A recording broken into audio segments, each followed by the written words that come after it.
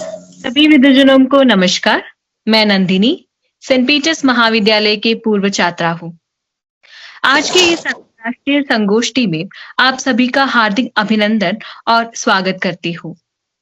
यह अंतर्राष्ट्रीय संगोष्ठी केरल के सेंट पीटर्स महाविद्यालय कोलंजेरी के हिंदी विभाग के तत्वाधान में आयोजित है।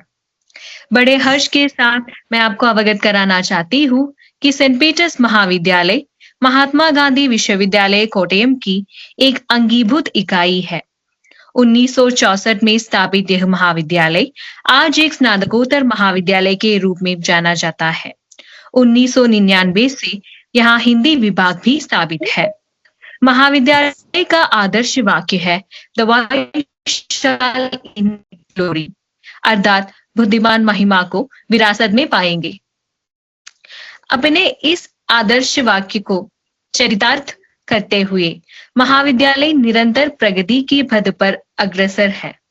महाविद्यालय के हिंदी विभाग के रजत जयंती के सिलसिले में दिसंबर 3 तारीख को एक दिवसीय राष्ट्रीय संगोष्ठी और 4, 5 और 6 को 3 दिवसीय अंतर्राष्ट्रीय संगोष्ठी का आयोजन होने वाला है। आपको सहर्ष यह भी सूचित करना चाहते हैं कि राष्ट्रीय संगोष्ठी महात्मा गांधी विश्वविद्यालय के DSS के तत्वाधान में और अंतर्राष्ट्रीय संगोष्ठी ICSSR के तत्वाधान में आयोजित है। अंतर्राष्ट्रीय संगोष्ठी का विषय है गिरमिटिया और आदिवासी साहित्य, लोकतांत्रिक संवाद और सांस्कृतिक पहचान। उसकी पूर्व पीठिका के रूप में इस संगोष्ठी का आयोजन किया गया है। गिरमिटिया देश फिजी, त्रिनिदाद और मॉरिशस पर संवाद हो चुका है। आज गिरमिटिया देश सूरीनाम से 3 विद्वानों का वक्तव्य है। इस वेबगोष्ठी में उपस्थित सभी विद्वजनों, प्राध्यापक बंधुओं और शोध छात्रों का स्वागत करती हूँ। कार्यक्रम की आगे हम बढ़ते हैं। 3 विद्वजनों का संक्षिप्त परिचय देना चाहूंगी। पहला, लैलावती लालराम हरिद्वार सिंह जी, सेवानिवृत्त शिक्षिका है, सूरीनाम हिंदी परिषद के बोर्ड सदस्य है, बचपन से हिंदी में रुचि रखती थी। 25 साल से हिंदी पढ़ाई कर रही। ज्योति महादेव मिसिर जी, बिजनेस एडमिनिस्ट्रेशन विद्यानिवास साहित्य संस्थान सूरीनाम की अध्यक्षा है। दातासुर में फाइनेंशियल अफेयर्स ऑफिसर है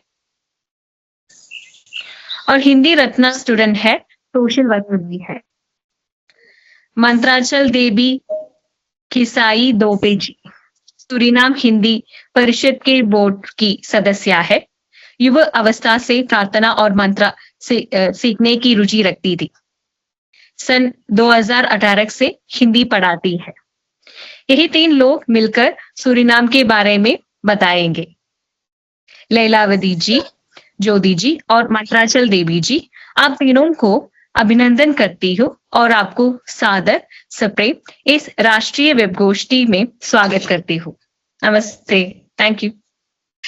तो सभी को मेरी ओर से भी इस मंच पर नमस्ते। सबसे पहले मैं प्रोफेसर सिंधु जी को हार्दिक धन्यवाद देती हूँ, जिन्होंने हम लोगों को यह अवसर प्रदान किए हैं कि हम अपने देश के बारे में कुछ कह सकें। और इस मंच सूरीनाम के उपस्थिति, इस मंच पर सूरीनाम देश से उपस्थित है ज्योति जी, मंदराचल जी, मैं भी। हम लोग बात करेंगे गिरमिटिया के बारे में और आर्थिक और सांस्कृतिक विकास उसके बारे में। तो मैं सबसे पहले ज्योति जी से आग्रह करती हूँ कि ज्योति जी, आप हमारे प्यारा देश सूरीनाम का परिचय दीजिए। सभी को एक बार पुनः नमस्कार। धन्यवाद गुरुजी। सभी को एक बार पुनः नमस्कार। मैं हूँ ज्योति महादेव मिसिर और मैं सूरीनाम देश के जिला वानिका में रहने वाली 22 साल की एक लड़की हूँ और मुझे मेरी हिंदी भाषा से बहुत ही ज्यादा प्यार है। तो आज मैं आपको सूरीनाम देश के बारे में थोड़ा बताना चाहूंगी। हमारा सूरीनाम देश दक्षिण अमेरिका में स्थित है। इस देश के उत्तर में अटलांटिक महासागर है, दक्षिण में ब्राजील, पूर्व में फ्रेंच गयाना और पश्चिम में गयाना देश है। और हमारे देश का क्षेत्रफल लगभग 163,265 वर्ग किलोमीटर है। बहुत ही छोटा सा। सूरीनाम देश 10 जिलों में बटा हुआ है। वे है वानिका, पारामारिबो, सारामाका, कोमोवेना, निकेरी। इन 5 जिलों में ज्यादातर हिंदुस्तानी लोग रहते हैं। फिर जो अन्य के 5 जिले हैं वो है कोरोनी, पारा, मारोवेन, ब्रोकोपोंदो और सिपालिविनी। इन जिलों में ज्यादातर अन्य जाति के लोग रहते हैं। सूरीनाम एक बहुजाति देश है। मुख्य रूप से यहाँ क्रियोल, मरोन, जावी, चीन आदि के लोग रहते हैं। और हमारे देश की राजधानी पारामारिबो है। डच हमारी देश की राजभाषा है। और इसके अलावा लगभग 22 भाषाएं और बोली जाती है। हमारा देश लगभग 93% अक्षुणन वन से ढका हुआ है।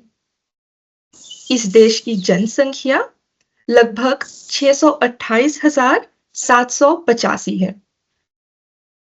इसमें से लगभग 180,000 हिंदुस्तानी लोग हैं। अभी सूरीनाम में जनगणना हो रही है, जिन्हें हम यहाँ पे सेंसस कहते हैं। तब स्पष्ट पता चलेगा कि इस वक्त कितने हिंदुस्तानी हैं सूरीनाम में। सूरीनाम देश 1975 तक हॉलैंड का उपनिवेश था। सूरीनाम 1975 में आजाद हुआ और 1975 के आसपास बहुत से लोग सूरीनाम छोड़कर हॉलैंड चले गए थे। और इस वक्त लगभग 175,000 हिंदुस्तानी लोग हॉलैंड में बसे हुए हैं। दुख की बात यह है कि 5 साल बाद यहाँ पर सैनिक क्रांति हुई। हमारा देश तब से कठिन दौर का सामना कर रहा है। देश पर बहुत कर्ज लदा हुआ है। और पिछले 4 वर्षों से हमारे देश के राष्ट्रपति महामहिम चंद्रिका प्रसाद संतोखी जी अपनी ओर से पूरी कोशिश कर रहे हैं इस स्थिति में परिवर्तन लाने के लिए। तो बस यही थी मेरे प्यारे देश सूरीनाम के बारे में थोड़ी बहुत जानकारी। और अब मैं आगे का भागदौड़ वापस गुरुजी के कर कमलों में सौंपती हूँ। धन्यवाद ज्योति जी। और मैं जारी रखूंगी। मैं शर्तबंदी मजदूर बनकर जो आए भारत से यहाँ पर, उन पर बात करूंगी। जैसे हम लोग के पता है अफ्रीकी गुलामी 1863 में समाप्त हो गया था। तब से वे लोग फिर काम करना नहीं चाहते थे प्लांटेशन पर। कॉफी, कोको, गन्ना, कपास प्लांटेशन की हालात अब बिगड़ने लगी कम मजदूर होने के कारण। उस वक्त लगभग 500 से ज्यादा प्लांटेशन सूरीनाम में था। तब उपनिवेशवादियों का ध्यान भारत की ओर गया। वहां पर वे लोग स्वस्थ व्यक्तियों का चयन किया और कहा कि तुम लोगों को शर्तबंदी मजदूर बनकर सूरीनाम जाना है। कितने लोग अरकाठियों के बहकावे में आ गए थे। अरकाठी लोग कहते थे चलो श्री राम देश जाना है, वहां सोने की थाली में खाना मिलेगा, सोने के लोटे में पानी मिलेगा। अन्य कारण भी है कि लोग वहां से सूरीनाम चले आए कि आर्थिक स्थिति ना ठीक होने के कारण, या जमीन न रहने के कारण, या पारिवारिक झगड़ा के कारण, जात पात का भेदभाव के कारण, बेरोजगारी की समस्या भी एक कारण है कि लोग यहाँ चले आए, या किसी अपराध के लिए दंडित होने से बचने के लिए वे लोग यहाँ पर चले आए। ऐसे ऐसे कारण है क्लर्क शोध कार्य में बताए हैं। मैं बता दूं कि भारत से शर्तबंदी मजदूर यहाँ लाने से पहले 1853 में पुर्तगाल के मदेरा से भी लोग शर्तबंदी मजदूर बनाकर लाए थे। 1858 में चीन देश से भी चीन लोग आए। 1873 में भारत से लोग आए और 1890 में इंडोनेशिया से भी लोग यहाँ पर आए। इंडोनेशिया यहाँ साउथ अमेरिका और कैरेबियन में जावी लोग सिर्फ सूरीनाम देश में आए थे, इसलिए हमारे देश में चीन लोग पाए जाते हैं, जावी लोग है, भारतीय लोग है, बहुत से जाति के लोग हैं। तो मैं बताऊं कि 5 जून 1873 के पहला जहाज जिसका नाम था लाला रूप, उसमें 410 शर्तबंदी मजदूर सूरीनाम देश लाए गए। लगभग 3 महीने की यात्रा में करीबन 11 लोगों की मृत्यु हो जाती है और सूरीनाम की भूमि पर कदम रखने से पहले एक व्यक्ति की और मृत्यु हो जाती है। तो बचे 399 लोग और ये लोग अच्छे से हमारे सूरीनाम के धरती पर कदम रखे। आखिरी जहाज देवा था नाम। देवा 24 मई 1916 को 303 शर्तबंदी मजदूर लेकर यहाँ आया था। तो 1873 से 1916 के बीच में 64 जहाज में 34,304 शर्तबंदी मजदूर भारत से लाए गए और इस संख्या में से 11,690 लोग भारत वापस चले गए थे, लगभग 1/3। तो जब शर्तबंदी मजदूर यहाँ आए तब उन लोगों को अलग अलग प्लांटेशन में काम करने के लिए वे लोग रख दिए थे। बड़ी बुरी परिस्थितियों में वे काम करते थे, कठिन परिश्रम करना पड़ता था और पैसे भी कम मिलते थे। एक सप्ताह में 6 दिन वे लोग काम करते थे, हर दिन 7 घंटा। और अगर वे किसी कारखाने में काम करते थे तो उन लोगों को एक दिन में 10 घंटा काम करना पड़ता था। उन लोगों को हर रोज 6 दोनी पैसा मिलता था। 10 से 15 वर्ष के लड़के और औरतें कमाते भी थे तो उन लोगों को 4 दोनी पैसा मिलता था। जब वे लोग ज्यादा घंटा काम कर लेते थे तो उन लोगों का कॉन्ट्रैक्ट उतना समय से कम कर दिया जाता था। लेकिन जब वे किसी अपराध के कारण जेल चले जाते थे तब वह जेल वाला समय कॉन्ट्रैक्ट से और बढ़ा दिया जाता था। और अगर वे किसी कारण, किसी खास घटना के कारण काम करने में असमर्थ होते थे तब उन्हें सरकार के खर्च पर भारत फिर वापस लौटा दिए जाते थे। उन लोगों की रहने की स्थिति भी बहुत बुरी थी। कुछ एक दो झलक मैं दे दूं तो एक दो प्लांटेशन के बारे में, ताकि आप लोग को भी पता चल जाए कि किस हालत में वो लोग यहाँ पर काम किए हैं। जिला कमवैना में प्लांटेशन मारियमगढ़ है था, अभी तक वो जगह है। प्लांटेशन पर मजदूर कड़ी मेहनत करते थे, उत्पादन भी खूब होता था और प्लांटेशन के मालिक बहुत खुश होते थे। पर जिन परिस्थितियों में वे काम करते थे वो बहुत खराब थी। तब वे तंग आकर लड़ पड़ते थे मालिक, प्लांटेशन के मालिक से। ऐसे हुआ मारियमगढ़ प्लांटेशन पर। बहुत परिश्रम करते थे, पैसे भी कम मिलते थे, ऊपर से उन लोगों की पत्नियों के साथ दुर्व्यवहार भी होती थी। आगे से 14 लोगों को कैद कर लिया गया था। ये सब उन सब से अब सहा नहीं जाता था। तब 29 जुलाई 1902 को 200 कूली यहाँ पर जितने भारत से आए थे उन सबको वे लोग कूली कहते थे। गुस्से में वे कूली आकर उस प्लांटेशन के मालिक जेम्स मेफोर्ड को अपने कटलेस से बोटी बोटी काट कर मार डाले। दूसरे दिन महान्यायवादी ने उन विद्रोहियों को गोली मार देने का आदेश देता है। ऐसी स्थिति में पहले 17 लोग तुरंत ही मर गए थे, बाद में 7 लोग और मर गए, तो 24 लोग मारे गए और 30 से ज्यादा लोग घायल हो गए थे।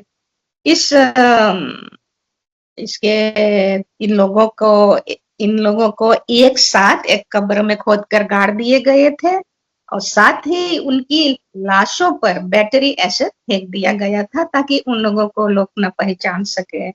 और उनकी स्मृति में वहां एक स्मारक बनाया गया हैगा और सभी का नाम उस पर भी लिखा गया हैगा, कौन कौन मारे गए थे। और इस जितने आंदोलन होते थे उनमें औरत भी अपना योगदान देते थे, बहुत बहादुरी दिखाते थे। ऐसे है एक 24 वर्ष की मुस्लिमा जिसका नाम है जीनी तेतरी, उसका पति उसको त्याग दिया था। वह अरकाठी के बहकावे में आ जाती है और भारत के जिला पटना मोनियार नामक कस्बे छोड़कर और ऐसला 2 नामक जहाज पर बैठकर लगभग 2.5 महीने समुद्र पार कर 36 सितंबर 1880 में सूरीनाम में आ पहुंचती है। उसको जिला कमोवेना के प्लांटेशन सोरहेनहोप पर गन्ना काटने के लिए रखा गया। तेतरी अपने हक के लिए लड़ती थी। वो शिकायत भी करती थी कि हम लोग के कितनी बुरी परिस्थितियों में काम करना पड़ता है और कितना मेहनत भी करना पड़ता है, कड़ी सजा भी मिलती है, जुर्माना भी भरना पड़ता है और महिलाओं और गर्भवती महिलाओं के संरक्षण के लिए लड़ती थी भी। और जो मर्द अपनी पत्नी को मारता था उनको वह धमकी भी देती थी, सलाह भी देती थी कि गृह कार्य में मदद करो और अपने बच्चे के देखभाल में भी हाथ बटाओ। तो और भारत से जब आ रहे थी सूरीनाम तो आते समय बीमार जहाजियों के लिए, जहाजी लोग थे, जितने लोग जहाज में थे अपने को जहाजी बोलते थे कि हम लोग सब कोई जहाजी भाई बहन हैं। उस वक्त कोई मुस्लिम कोई हिंदू न थे, कोई ऊंच नीच का भेदभाव न रह गया था। सब जो जिन स्थिति में आ रहे थे सब के लिए सब एक था, इसलिए सब अपने को भाई बहन मानते थे। तो वो बीमार जहाजियों के लिए कप्तान से लड़कर दवा मांग लेती थी। और जैसे बताया जाता है तो 1882 में एक हिंदू स्त्री राधिया की मृत्यु जब हो जाती है तब उनकी 6 सप्ताह की बेटी सुमारिया का पोषण पालन भी अपने ऊपर ले लेती है। एक बात बताऊं कि क्या हुआ। 23 सितंबर 1884 यानी कि 4 साल बाद, तेतरी के आने के 4 साल बाद प्लांटेशन के अध्यक्ष क्वेरी उसका नाम था, काम का देखभाल करने जब आया तब शर्त बंदी मजदूर उनसे शिकायत करने लगे कि हम लोगों को कितनी कम पैसे मिलते हैं, कितने कम पैसे मिलते हैं, कितनी बुरी परिस्थिति में भी काम करना पड़ता है आदि, इनमें परिवर्तन लाना चाहिए उन लोगों ने कहा। तब अगले दिन मंझा, मैं डच में पढ़ती हूँ, मंझा का नाम कनौत को भेजा गया काम काज देखभाल करने के लिए।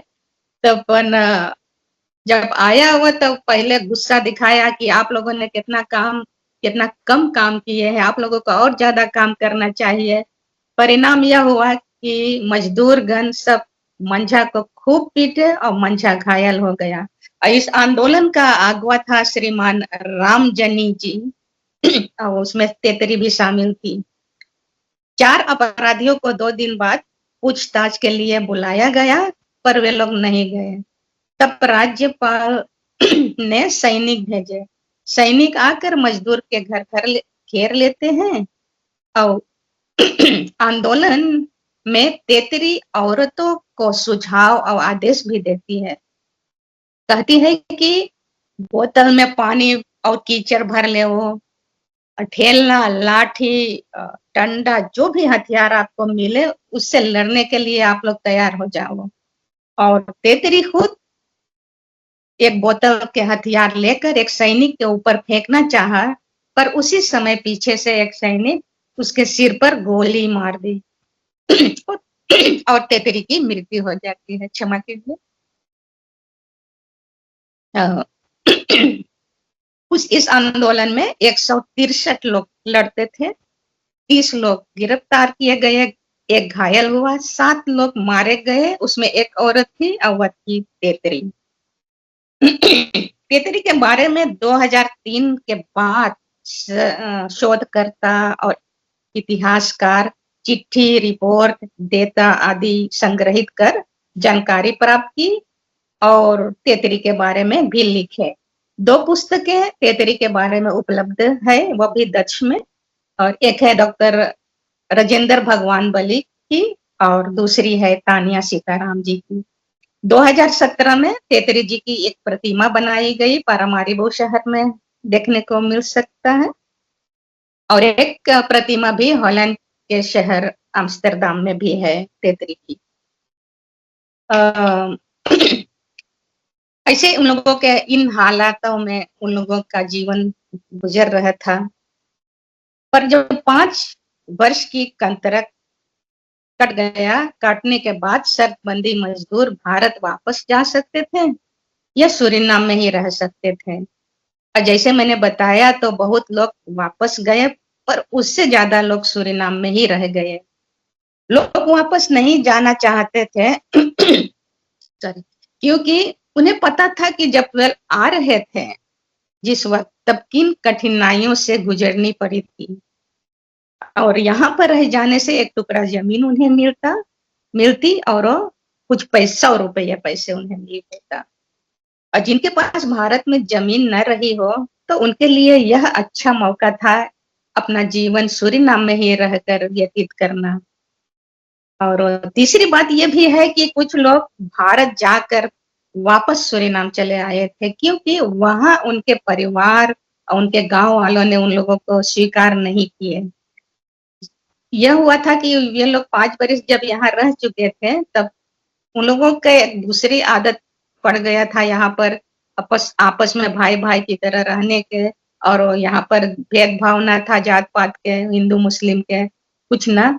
तो वही आदत लेकर वो लोग वापस गए थे, तो वहां पर स्वीकार नहीं किया गया उन लोगों को, फिर उसी में जाकर फंस गए, भेदभाव वाला, ब्राह्मण क्षत्रिय, आपको जमीन पर सोना है, खटिया पर नहीं सोना है। तो इस तरह से उन लोगों ने सोचा कि बेहतर है कि हम सूरीनाम में चला जाए वापस, यहाँ पर तो ऐसे भेदभाव नहीं है।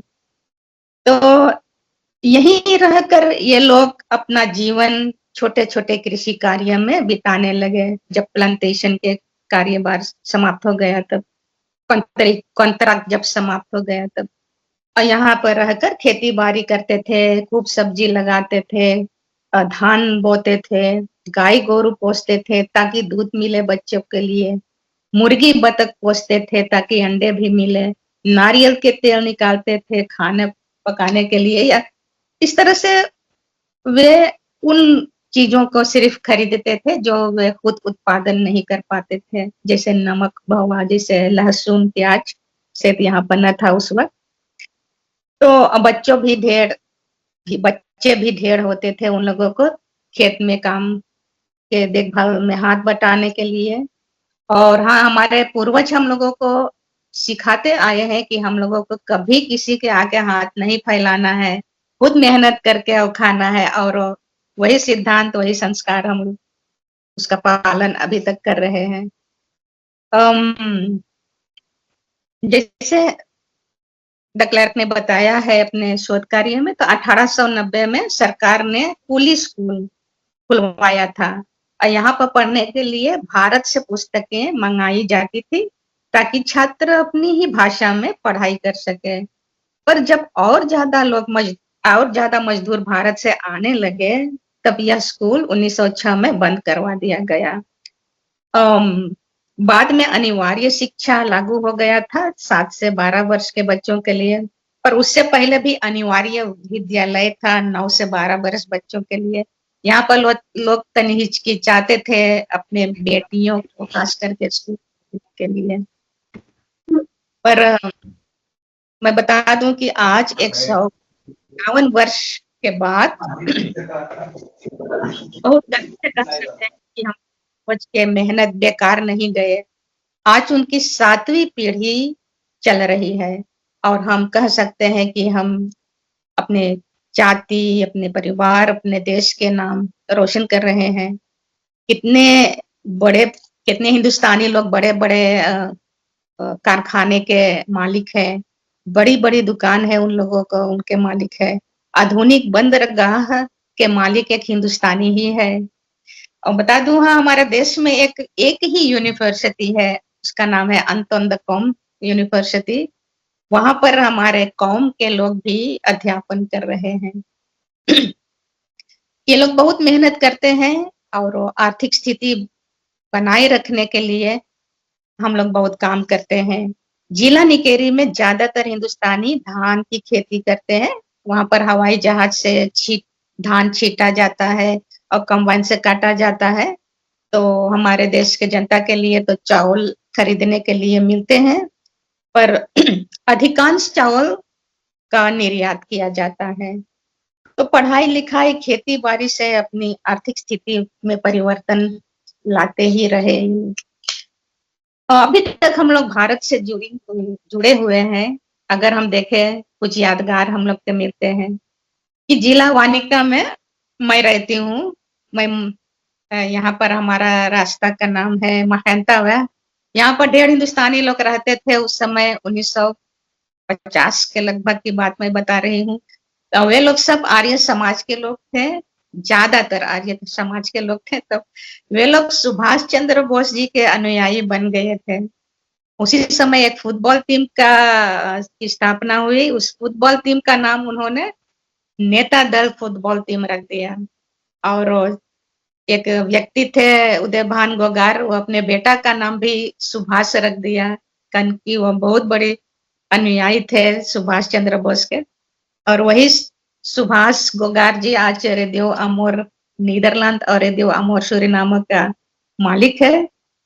और ऐसे और लोग अपने बेटे का नाम सुभाष रखे हैं सुभाष चंद्र बोस के जरिए। और जो मेरा स्कूल है यहाँ पर, मेरा हिंदी स्कूल का नाम भी नेता दल हिंदी स्कूल मैंने रख दिया है। ये समाज के निर्णय से, समाज के सलाह से भी। और भी यादगार है, यहाँ से एक रास्ता है जो परमारी बहु से सीधे हमारे अंतरराष्ट्रीय हवाई अड्डे तक जाता है। और उस रास्ता का नाम है इंदिरा गांधी वे। और ये पूर्व प्रधानमंत्री भारत के हैं थी। जिला सारामाका जो है, वहां पर इतना हिंदुस्तानी भी रहते हैं। वहां पर एक स्थान है जिसका नाम है बम्बई, एक स्थान है जिसका नाम है कलकत्ता। यहाँ भी रास्ते का नाम भारत से जुड़े हुए हैं। आगरा वह है, दिल्ली वह है, और नाम है। और हम लोग सूरीनाम हिंदी परिषद के लोग हैं। हम लोग का भवन जिस रास्ते में है, उस रास्ता का नाम सरकार ने हिंदी लेन रख दिए हैं। हम लोग के बहुत खुशी है इससे कि जहाँ पर हिंदी के कार्यभार हो रहा है, उस रास्ता का नाम हिंदी लान है। और बता दूं, ये भी मैं भूल गई, संग्रहालय है भी हमारे देश में एक भवन है जिसका नाम है लाला रूप। उस लाला रूप का नाम, जो पहला जहाज यहाँ आया था उसका नाम भी था लाला रूप। तो यह भवन भी लाला रूप है। इसी भवन में एक संग्रहालय है जहाँ पर अप्रवासी गिरमिटियों का पुराने चीजें देखने को मिलते हैं। पुराने आभूषण आदि सब कुछ मिलते हैं। जिन चीजों का वे लोग पहले प्रयोग करते थे वो सब देखने को मिलते हैं। और जब 120 वर्ष हुए थे हिंदुस्तानी अप्रवासन के 120 वर्षों के स्मरण उत्सव में के संबंध में, तो कलाकार कृष्ण प्रसाद खेदू द्वारा एक मूर्ति बनाई गई। इस मूर्ति का नाम है बाबा और माई। और इसे पारामारी बहु के उस जगह पर रखा गया है जहां कूली डिपो था, जहां पर 5 जून 1873 में पहली गिरमिटिया लोग आकर उतरे थे। उसी डिपो में उन लोगों को रखा गया था। वहीं पर वह मूर्ति बाबा माई रखा गया। और 150 वर्ष अप्रवासन के स्मरण उत्सव में भी हम लोगों ने हिंदी परिषद के सोचा कि जब 150 वर्ष हो रहे हैं उन लोगों को आए हुए यहाँ, हमारे पूर्वज के, तो वे ही तो हिंदी लेकर अपने साथ आए और इसे हमें भी याद रखना चाहिए। तो 150 वर्ष के अप्रवासन दिवस के उपलक्ष्य पर हम लोगों ने एक स्मारक बनवाए, जो सूरीनाम हिंदी परिषद के आंगन पर आपको देखने को मिलेगा। और इस स्मारक के बनाने वाला है कलाकार सरसराम जी आवन सिंह। ये स्पेशल हिंदी के यादगार में बनाए गए हैं।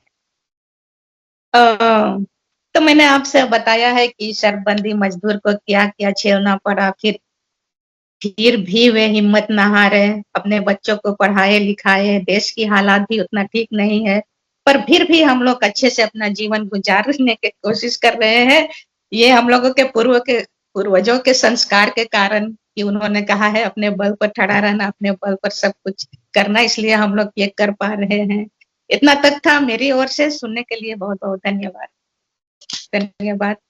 और अब मैं ज्योति जी बताइए आप किसके बारे अब आएगी? मंदराचल जी की। जी, अब किसी का यहाँ नाम मंदरा जी। जी। मुंद्रा जी अनम्यूट करके आपका बोलिए।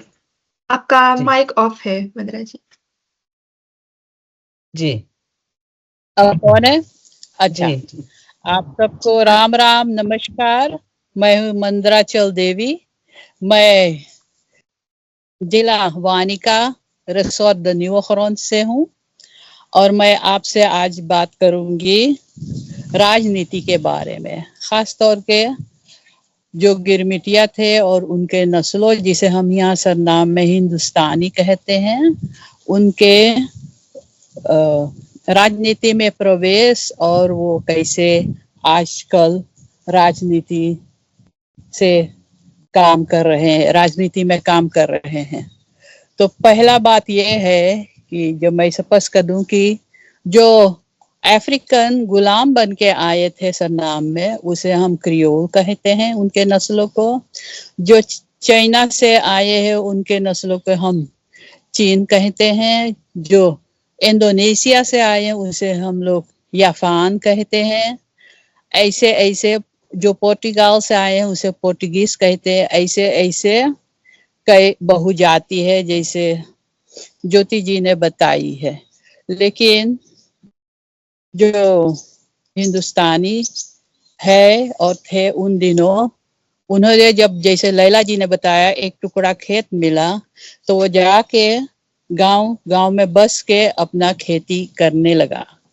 पढ़ाई वगैरह के बहुत ध्यान नहीं दिया और देश का जो भाषा था वो डच था और है अभी तक। लेकिन जो हिंदुस्तानी थे वो सरनामी में बात करते थे आपस में, और जो क्रियोल और दूसरे भाषा जाति है वो जब आपस में बात करते थे तो वो शरणार्थों एक दूसरा उत्पन्न हुआ जात भाषा से बात करते थे।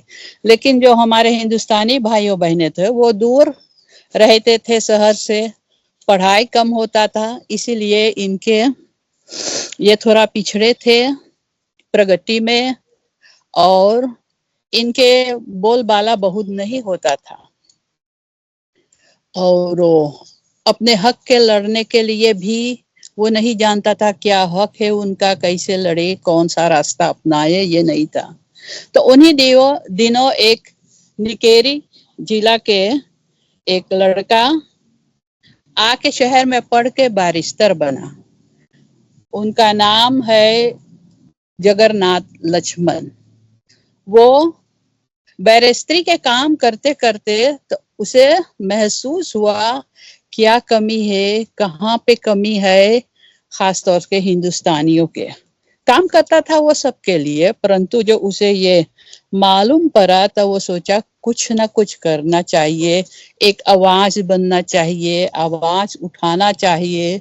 तो उन्हें लगा अकेले में तो शक्ति नहीं है, और शक्ति जो है भी कुछ लोग मिलके तो भी शक्ति चाहिए दिखाने के लिए। इसीलिए वो एक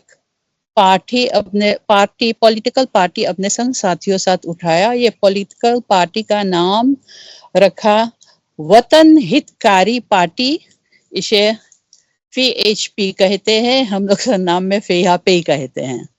तो ये पार्टी उठा तो इनके बोल शक्ति दिखाई दी, तो संसद में भी जाके अपना कदम रख के और अपना शक्ति दिखा सकते, बोल सकते हैं। जिन पार्टी के मेंबर्स इन्हें वोट दिया है उनके लिए वो लड़ सकते हैं, उनके हक लिए। ये इनका सिद्धांत था और ऐसे पार्टी ये पार्टी लगभग सन 1948 में वो बनाया और ये पार्टी आज तक कायम है। आज तक ये पार्टी कायम है। इतने सबसे ये दूसरा पार्टी है जो इतना दिन तक कायम है। तो ये हुआ ये कि ये जो श्रीमान जगन्नाथ लक्ष्मण है, इनका सिद्धांत बहुत बढ़िया है। इनका सिद्धांत है कि भाईचारे के नाते रहो, क्योंकि उन दिनों हर एक जाति अपना पार्टी रखता था, अपना पार्टी रखता था। एक दो लोग दूसर जाति के तुम्हारे पार्टी में हो सकता था, मूल्य सब अपना जाति है, तो ये भेदभाव होता था। लेकिन श्रीमान जगन्नाथ लक्ष्मण कहता था नहीं, ऐसा नहीं होता। एक बार यूं हुआ कि PHP पार्टी जीता और ये जो क्रियोल के पार्टी नहीं जीता, कुछ नहीं पाया। तो श्रीमान लक्ष्मण ने कहा नहीं, तुमको भी संसद में रहना चाहिए। और वो एक उपाय ला के और उनके जो पार्टी के अगुवा था श्रीमान पेंगल को भी संसद में लाके बैठाया। ये एक बात है। दूसरा बात है, जब क्रांति हुआ ना, सैनिक के क्रांति हुआ 1980 में, तो देश में आंदोलन था, बहुत गरीबी था और हाल खराब था। जाने जब सैनिक रात चलाते हैं तो उनके स्वभाव अच्छा नहीं होता है, वो कैसे पेश आते हैं लोगों से, वो बहुत खराब था। तो श्रीमान जगन्नाथ लक्ष्मण खड़ा हुआ कि मैं जाके इनसे बात करूं जिससे ये माने कि ऐसे अब नहीं चलेगा। तो वहां बात किया और ये सैनिक लोग उनके बात मान गए। तीसरा बार भी जब ये जो क्रियोल जात है, जो गुलामों थे, जो अफ्रीका से आए थे, कुछ लोग प्लांटेशन पे काम करते करते जाने वो भाग गए जंगल में, तो वहां बहुत सारे ये लोग रहने लगा, इसे हम मारोन कहते हैं। तो इन्होंने उन दिनों बहुत हलचल किया और देश में झगड़ा हो गया, खून खराबा होता था बहुत सारे।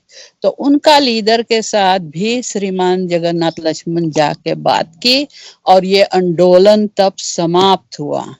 ये जो लड़ाई झगड़ा तब समाप्त हुआ। ये 3 मूल्य काम ये किया है और जो आवाज उठाई है, शक्ति दी है और संसद में जाके सब लोगों के लिए वो लड़ाई किया है, वो बहुत बढ़िया किया है। इसीलिए सरनाम में सब जात के लोग उन्हें मानते हैं, उन्हें प्रेम से कहते हैं पापालाख। और पापालाख का मतलब है कि वो पिताजी लक्ष्मण, समझो ना, ऐसे उन्हें बुलाते हैं यहाँ के लोग। वो 2001 में उनका देहांत हो गया 85 साल में। लेकिन वो बहुत बार भी सरकार में आया गया, अपोजिशन सरकार में, फिर अपोजिशन ऐसे होते हुआ अदल बदल होता है ना जैसे। लेकिन जब वो उनका देहांत हुआ तो वो हमारे पार्लियामेंट के सभापति था, हमारे संसद के वो सभापति था उन दिनों। और ये पार्टी के संसद में रहने से बहुत लोगों को ऊंचा पदवी भी मिला, जैसे कि जिलाधीश कुछ हुए, कुछ लोग मंत्री हुए, उपराष्ट्रपति हुए। और आजकल 2020 से ये पार्टी का एक मेंबर राष्ट्रपति है और इनका नाम है श्री चंद्रिका प्रसाद संतोखी जी। और आज तक 2024 तक वो ये राज चलाता है। और देश में जब वो उन्होंने बागडोर सामने लिया तो देश के हाल बहुत खराब था। ये देश का नाम भी बुरा हो गया संसार में। तो ये जाके बाहर में बात किया। देश में खुद बहुत सारे कानूने लाए, जैसे चुनावत में, तो जैसे एक देहात में 600 लोग रहता था तो वहां एक नेता हो सकता था। एक देहात में 7,500 लोग के चुनाव पे एक नेता बनता था। तो इसमें परिबंदी आई है, ये इससे सुधारे हैं कि जिसे एक वोट यहाँ के हो या बड़ा देहात का हो या छोटा देहात का, एक वोट है, ना कि एक वोट और 6 वोट बराबर या 7 वोट, 7 ना बहना जानो कि 15 वोट बराबर होता था। अब एक वोट है, ये सबसे मूल्य है। और ये बहुत तरह के जो कर्ज देश पे है ना, जो कर्ज है, ये जाकर बात कर और ये कर्ज को किसी तरह से सुझाए कि अभी नहीं भरना पड़े, लेकिन और दिन में भरना पड़े, जिसे वो देश चला सके, क्योंकि पैसे तो नहीं है देश चलाने में लिए, लेकिन देश का देश उज्जवल, भविष्य उज्जवल है। क्योंकि अब तो जो IMF जो जिसे हम कहते हैं, वो देख के इनके जैसे ये राज चलाता है, देख के इन्हें मदद किया है। 6 बार 7 बार मदद हुआ है। तो मैं आशा रखता हूँ कि ये देश ऐसा ही चलता रहे, हमारे राष्ट्रपति आगे बढ़े और हम लोगों के गरीबताई से हटावे, लेकिन हम लोग के भरोसा है इन पर। इन्हें कहते हुए मैं समाप्त करूंगी। ये राजनीति के बारे में मुझे अब बात करनी है। दूसरा सब्जेक्ट जो है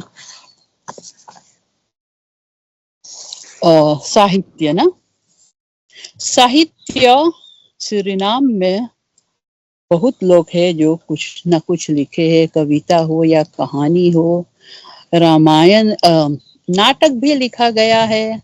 लोग रामलीला खेले हैं वो, लेकिन वो ज्योति का सब्जेक्ट है, मुझे लगती है। आपको मालूम होवे कि सरनाम में लोग हिंदी बोलते हैं, बहुत तरह के लोग ने, बहुत सारे लोग नहीं, लेकिन सरनामी बहुत लोग बोलते हैं।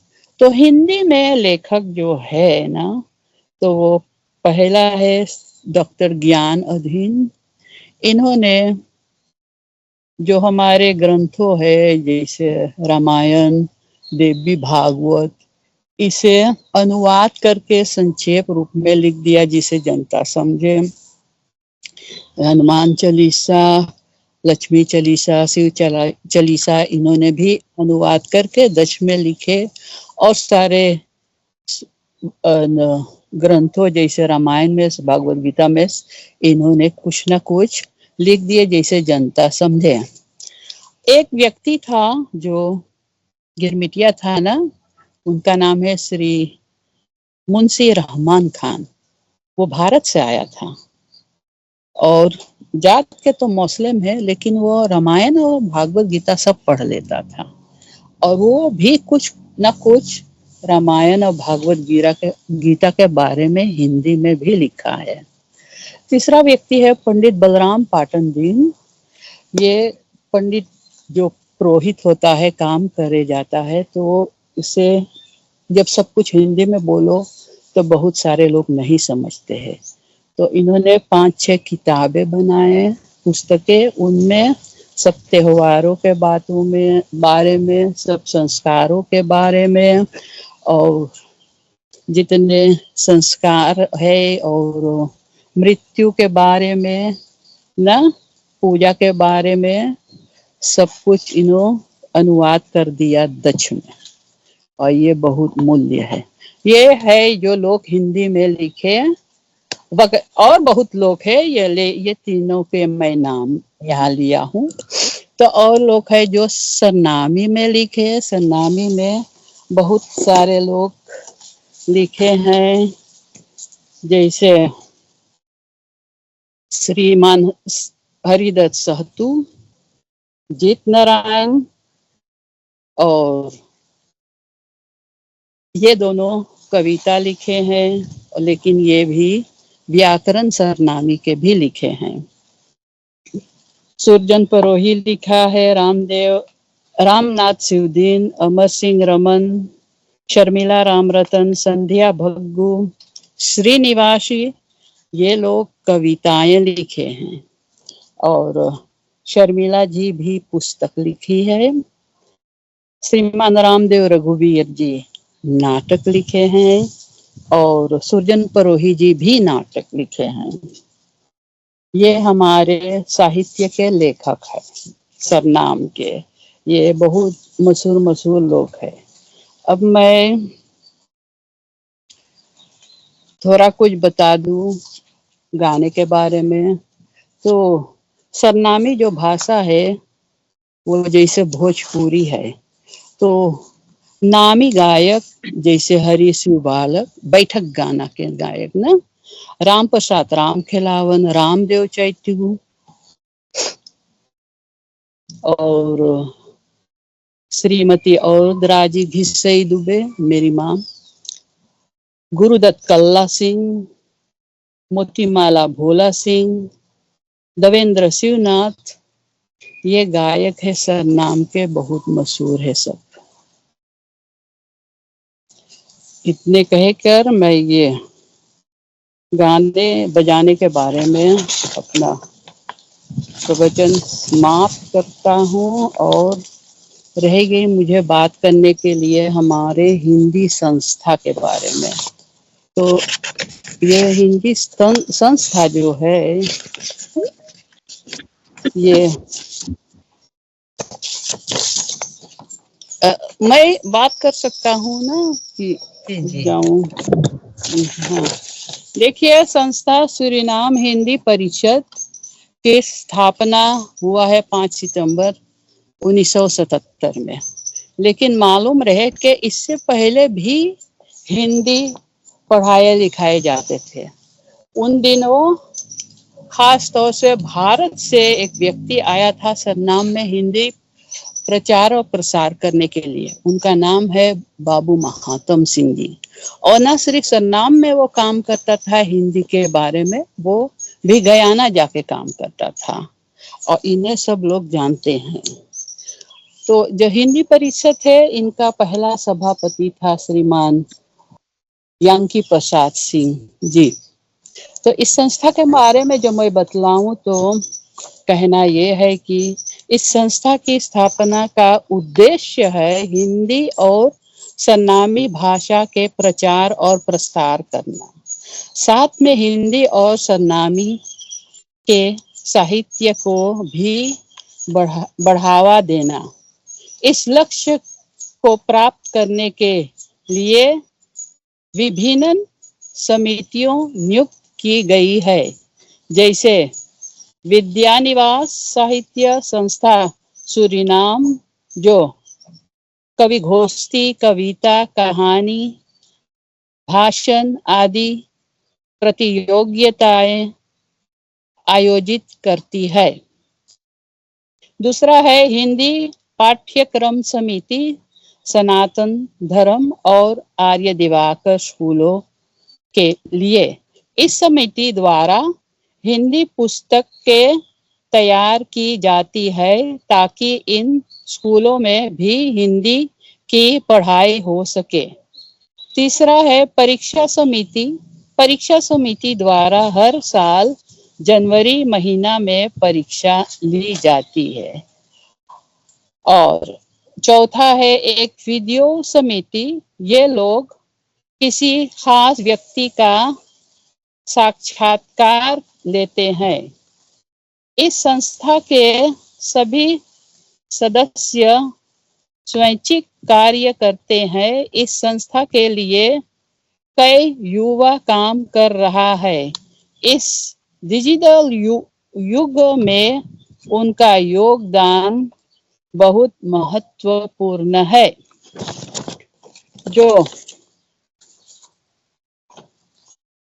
सूरीनाम हिंदी परिषद के अंतर्राष्ट्रीय संस्थाओं द्वारा आयोजित कार्यक्रमों से जुड़ा रहती है, जैसे अंतर्राष्ट्रीय साहित्य संगम, वरिष्ठ नारी काव्य मंच आदि। कहने के बात यह है कि ये संस्था को एक जमीन है जिसपे एक बड़ा सा भवन है। जो परीक्षा समिति है उसके बारे में मैं कुछ जरूर कहूंगी कि लगभग कोविड से पहले लगभग 500 लोग भाग लेते थे परीक्षा में। कोविड में बहुत कम हो गया है, लेकिन अभी तक हम लोग पढ़ाते हैं और परीक्षा लेते हैं। आपको मालूम होना चाहिए कि ये भाग 1 से भाग 6 तक यहाँ पे पढ़ाई होता है, जैसे प्रथमा, मध्यमा, उत्तमा, प्रवेशिका, परिचय और कोविद। और ये हम लोग के लिए बहुत अच्छा बात है कि हम लोग हिंदी पढ़ाते हैं, जिसे हमारे बच्चे हिंदी बोले और वो भी जाके आगे पढ़ाए। इतने कहकर मैं आपको धन्यवाद देता हूँ। नमस्कार, राम राम। ज्योति जी भी कुछ और बोले कि प्रोफेसर जी। ज्योति जी आप भी कुछ बोलिए। जी ठीक है। जी, धन्यवाद गुरुजी, धन्यवाद मंद्रा जी। मैं बहुत ही छोटे रूप में धर्म और संस्कृति के ऊपर थोड़ा चर्चा करना चाहूंगी। जी। हमारे पूर्वज जब भारत से सूरीनाम आए थे, तब वे अपने संग धर्म और संस्कृति लेकर आए थे, और उन धर्म और संस्कृति को आज तक यहाँ पे जीवित रखा गया। जब हम 16 संस्कार को देखते हैं, संस्कार जो है वो हमारे जीवन के अलग अलग पड़ाव पर किए जाने वाले धार्मिक अनुष्ठान है। यह संस्कार हमारे जीवन को बेहतर, अनुशासित और पवित्र बनाते हैं। ये सिर्फ धार्मिक कर्मकांड नहीं, बल्कि जीवन को सुंदर और मजबूत बनाने का तरीका है। और जिन 16 संस्कारों को हम जानते हैं, उनमें से 5 संस्कार सूरीनाम में की जाती है। तो पहला जो संस्कार यहाँ सूरीनाम में अधिकतर की जाती है, वो है नामकरण संस्कार। बच्चे के जन्म के बाद बच्चे का पिता पंडित जी के पास जाते हैं और उस बच्चे के लिए एक अर्थपूर्ण नाम रखवाता है, जो बच्चे के जीवन को प्रेरित कर सके। उसे हम यहाँ पे राशि का नाम कहते हैं। फिर जो दूसरा संस्कार अधिकतर की जाती है, वो है मुंडन संस्कार। बच्चा जब 7-8 महीने का हो जाए तो उसका मुंडन संस्कार किया जाता है। बच्चे के सर से बाल हटाने का यह संस्कार शुद्धिकरण के प्रतीक के रूप में किया जाता है।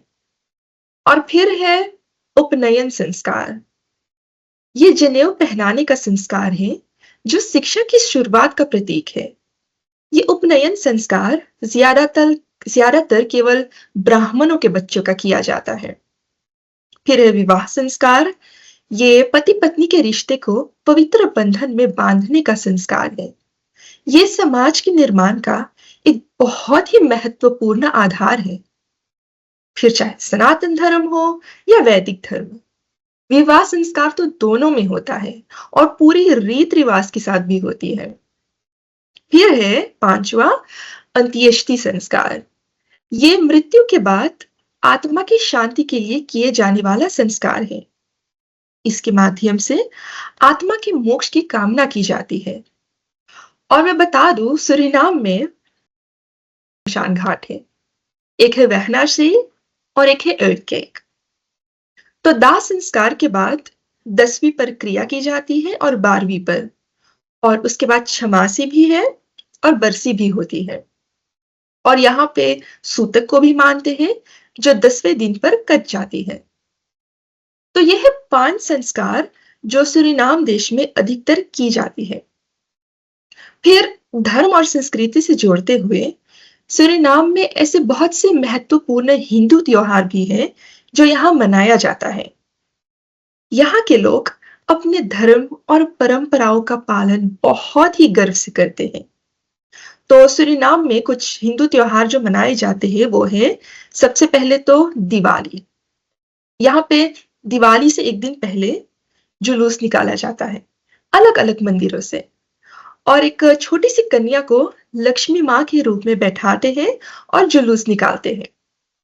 और हमारा जो इंडिपेंडेंस स्क्वायर है ऑन अफंकल हेड्स प्लेन, वहां पे हर साल बहुत ही बड़े रूप में धूमधाम के साथ दिवाली का कार्यक्रम होता है, जिन्हें हम नेशनल दिवाली मैनिफेस्टाची बोलते हैं।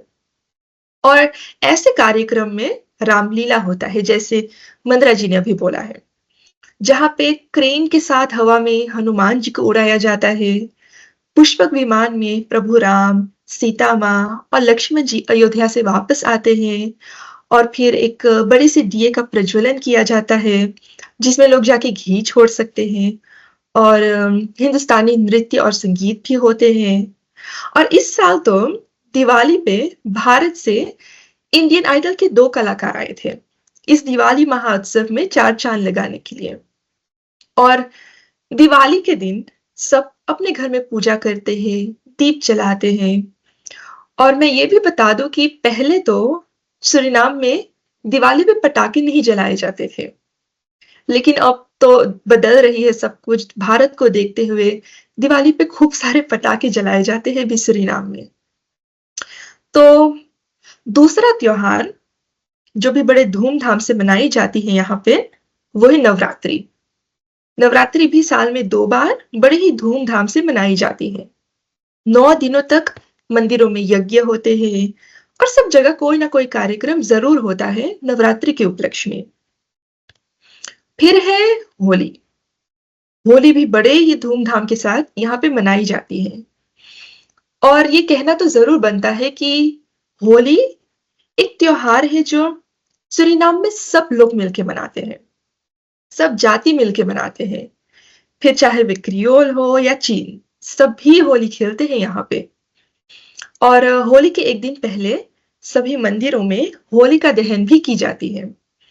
फिर चौताल खेलते हैं और यहाँ पे हर एक गांव में एक चौताल समाज होता है, तो वे लोग होली के दिन घर घर जाके चौताल खेलते हैं।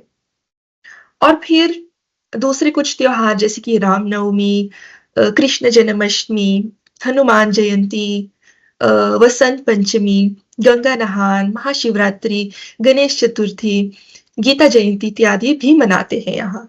और इन त्योहारों पे मंदिर में कार्यक्रम होते हैं। तो सूरीनाम के हिंदू इन त्योहारों को बहुत ही महत्व देते हैं।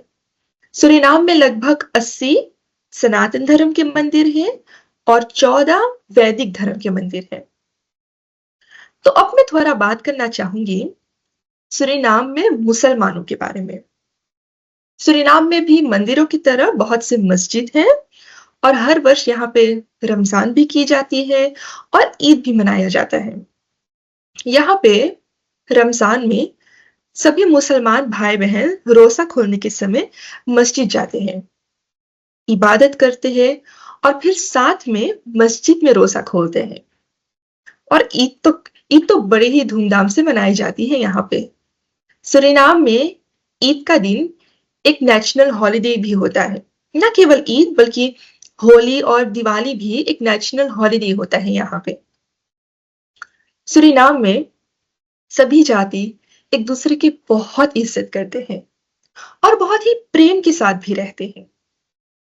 और ये कहना तो जरूर बनता है कि हमारे सूरीनाम देश में एक मस्जिद और एक चर्च बगल बगल में है और आज तक वही शांति बनी रही है। तो यही था थोड़ा धर्म और संस्कृति के बारे में। मैं अब बहुत ही छोटे रूप में हमारे सरनामी भाषा पे थोड़ा सा प्रकाश डालना चाहूंगी।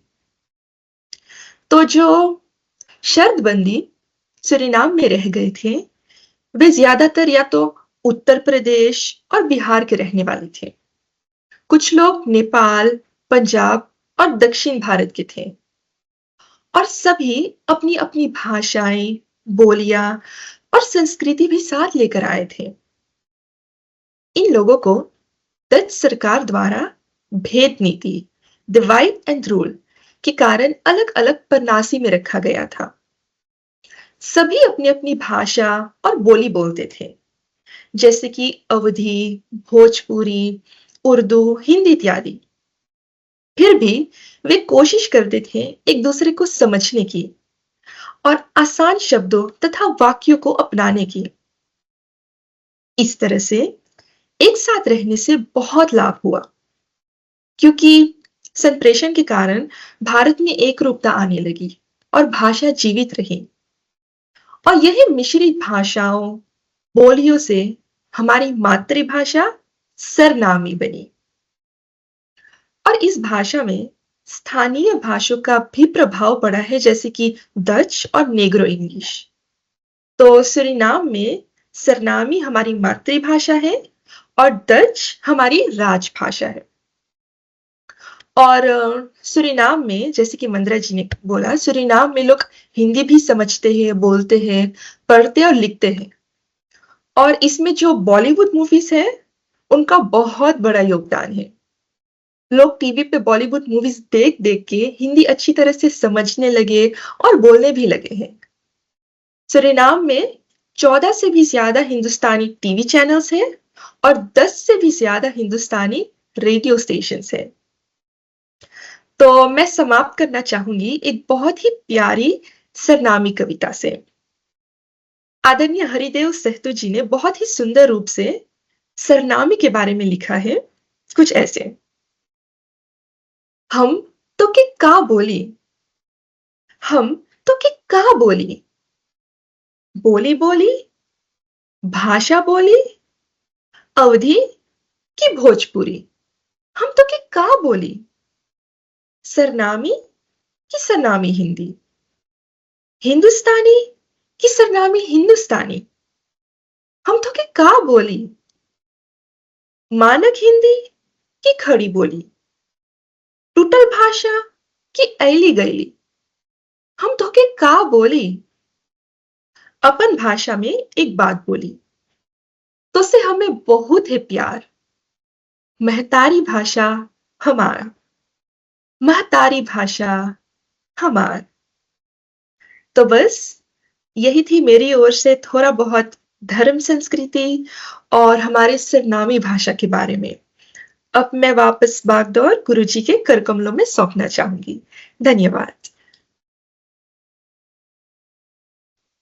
बहुत बहुत धन्यवाद आप दोनों के, मंदरा जी, ज्योति जी, बहुत बहुत धन्यवाद। और मैं अंत में धन्यवाद करना चाहती हूँ प्रोफेसर सिंधु जी को, जो हम लोग के इतना मौका दिए। जितने लोग इस मंच पर मौजूद है सभी को मैं अपनी ओर से और ज्योति और मंदरा जी की ओर से भी धन्यवाद देती हूँ।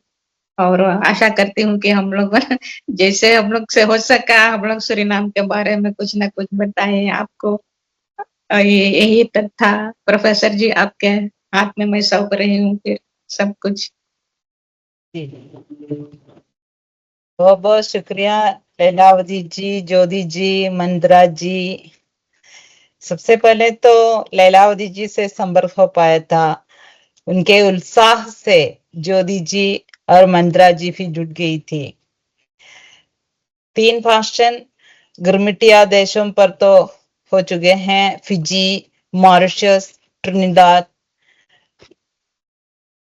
गिरमिटिया देश, लगता है कि गिरमिटिया देशों में, सभी गिरमिटिया देशों में एक छोटा भारत बसा हुआ है।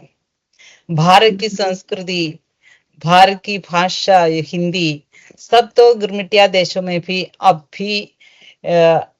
अभी वे रख देते हैं साथ, अपने साथ वो संस्कृति तो बनाए रखने में तो सब उत्सुक है। हमारे लिए सौभाग्य की बात है, सूरीनाम इतनी दूर पर है, लेकिन सूरीनाम से हमारे ही वंशजों के मुंह से उनकी स्थिति के बारे में सुनने का मौका मिला। ज्योति जी से सूरीनाम के बारे में सुना, धर्म और संस्कृति के बारे में तो सुना। लैलावती जी के मुंह से तो हमने वहां की गिरमिटियों की स्थिति तो समझ पाई। और वहां के तेतरी जी जैसी महिलाओं की औरतों की बहादुरी तो प्रशंसनीय है। बड़ी प्रसन्नता होती है आज गिरमिटिया की शर्तबंदी मजदूर की स्थिति से अब तो लोग मालिक बन गए हैं। वहाँ छोटा कलकत्ता है, आगरा है, सब नाम तो अब भी वहां भी है, तो प्रसन्नता की बात है। एक श्रीराम जगन्नाथ लक्ष्मण जी तो बैरिस्टर बन गए, तो शिक्षा के क्षेत्र में आ गए, तो उनके प्रयास से भारतीयों की स्थिति सुधारने की कोशिश तो हुई है, तो बड़ी सराहनीय बात है।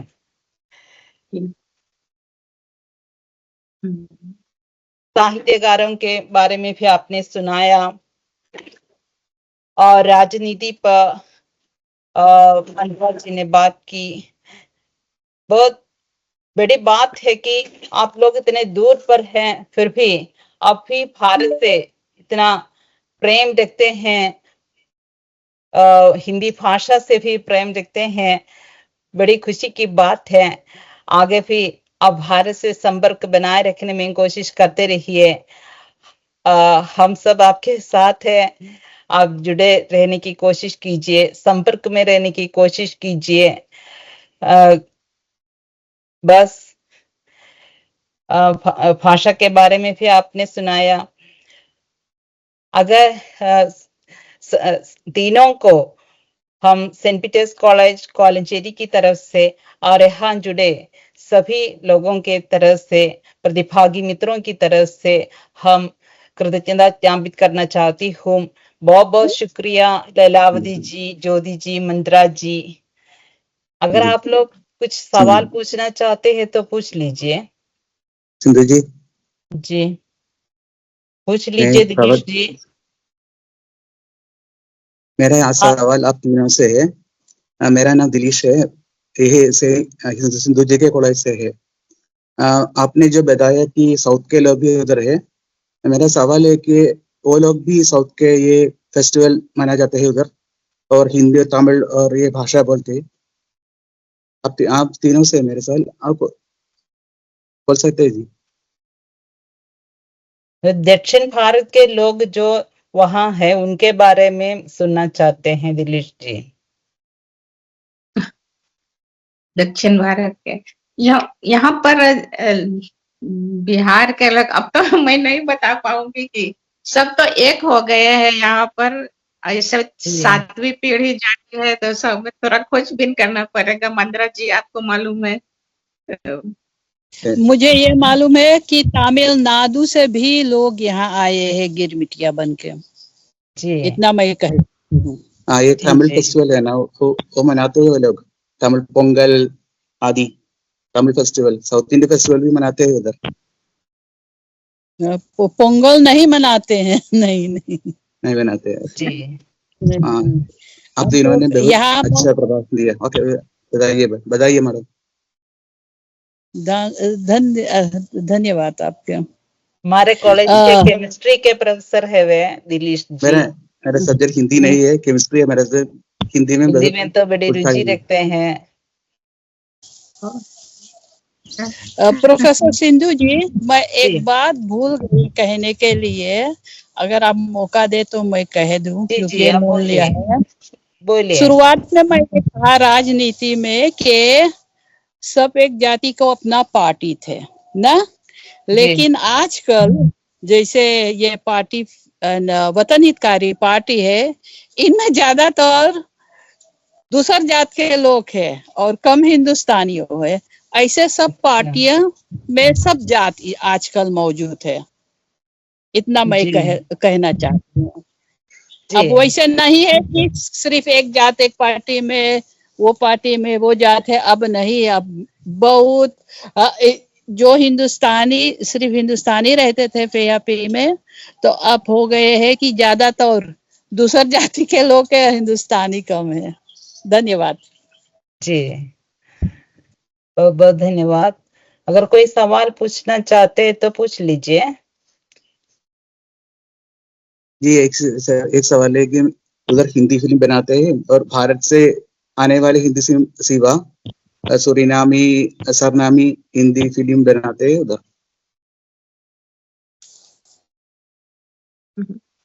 वो फिल्म तो हिंदुस्तानी है या सरनामी हिंदी है?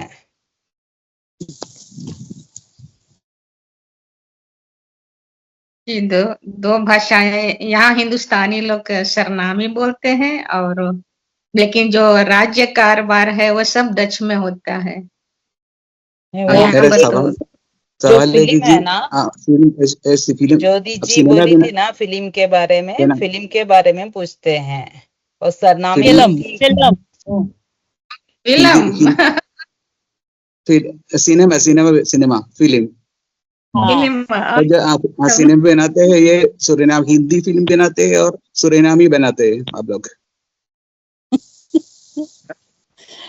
बॉलीवुड फिल्म ज्यादा रहता है यहाँ पर, और सूरीनाम में भी कुछ फिल्म बने हैं, पर हिंदी में एक है अटलांट पानारामा था, उसमें वो भी डच में था। हाँ तो ये हाँ डच और सरनामी फिल्म और सीरियल जो है भारत के, सब ज्यादा भारत के होते हैं जो देखते हैं।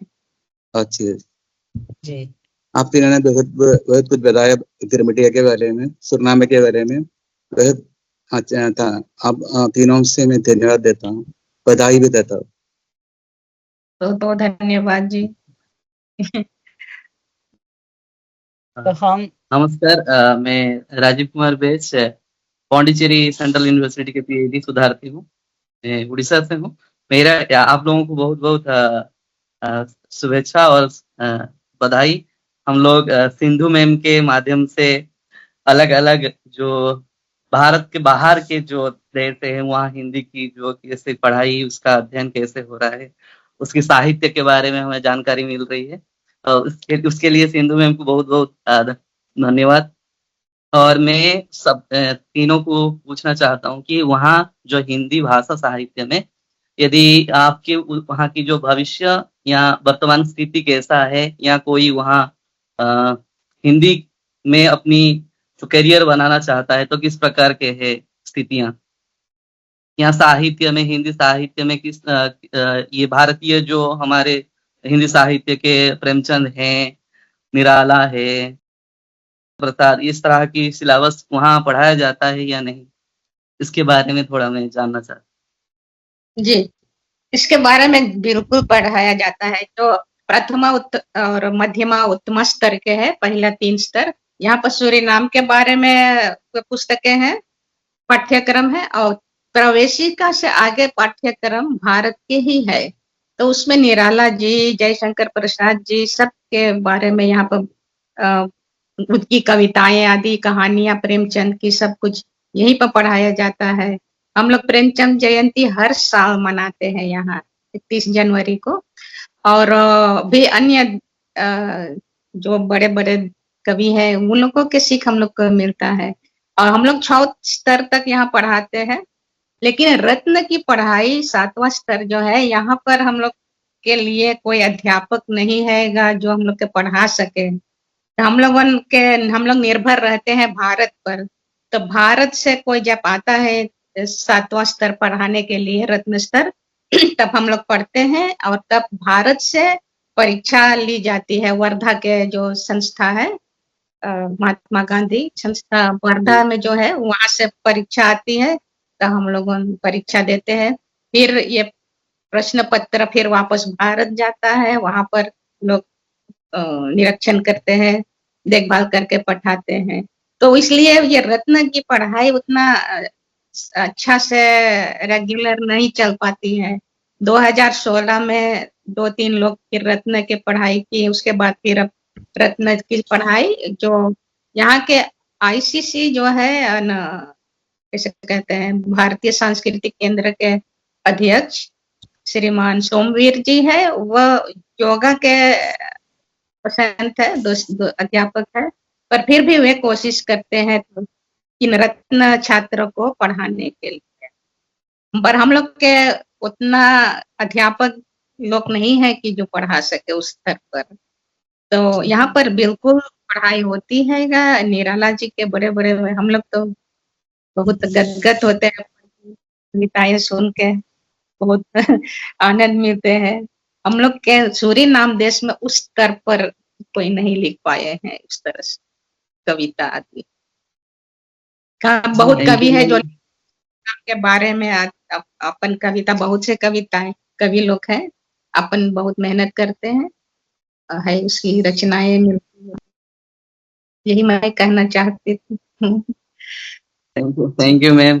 समग्रता में सूरीनामा के राजनीतिक, साहित्यिक और धार्मिक सांस्कृतिक पक्ष पर हमें सामान्य परिचय देने के लिए, और सिंधु मैम को भी बहुत बहुत धन्यवाद। इस प्रकार की श्रृंखला में हमें अन्य अन्य देशों में, ये हमारे लिए एक गर्व और खुशी की बात है कि हम हमारी जो भारतीय भाषा हिंदी अलग अलग देशों में उसको पढ़ने और अध्ययन करने की ये जो कार्य अभी जारी है, ये अच्छा है। Thank you ma'am. शुक्रिया रिजीव जी। और कोई सवाल पूछना चाहते हैं? Hello ma'am. जी बोलिए। भाई दे पड़ रही है। नमस्ते मैम, मेरा नाम डॉक्टर अशोक है। मैम मैं बनारस के आसपास मेरा घर है और भोजपुरी मेरी मातृभाषा है, और आप लोग को अधिकतर सुनते वक्त भोजपुरी शब्दों के इस्तेमाल करते वक्त लगा कि जैसे कि अपना कोई घर का सूरीनाम में पहुंच गया है और भोजपुरी भाषा में बहुत ही बड़ी मीठी भाषा में बात कर रही हैं। अंत में जो कविता हमें सुनने को वो बहुत मतलब यूं समझ लीजिए कि जैसे भोजपुरी में लिखी हुई कोई कविता हो, और उसको सुनने के बाद इतना अपनापन लगा उससे कि लगा कि जैसे कि सूरीनाम हम देखकर ही आए, घूमकर ही आए। मैं अच्छी तरह से भोजपुरी बोल लेता हूँ और सूरीनामी भाषा को भी समझ पा रहा हूँ। धन्यवाद मैम आप तीनों का।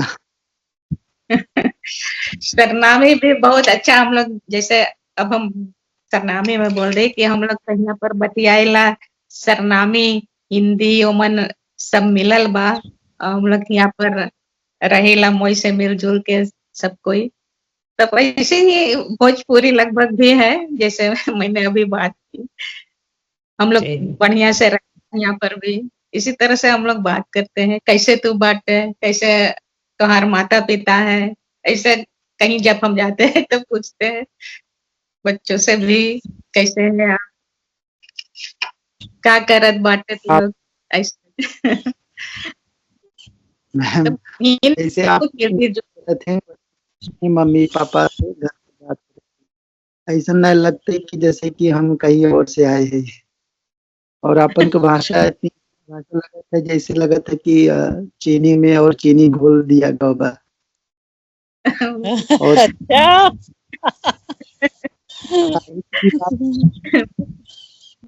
हमको बहुत अच्छा लगा था। जी लगता है। शुक्रिया अशोक कुमार जी। हम कृतज्ञता ज्ञापन की ओर बढ़े। ऐश्वर्या अनिल कुमार कृतज्ञता ज्ञापन करेगी। ऐश्वर्या जी।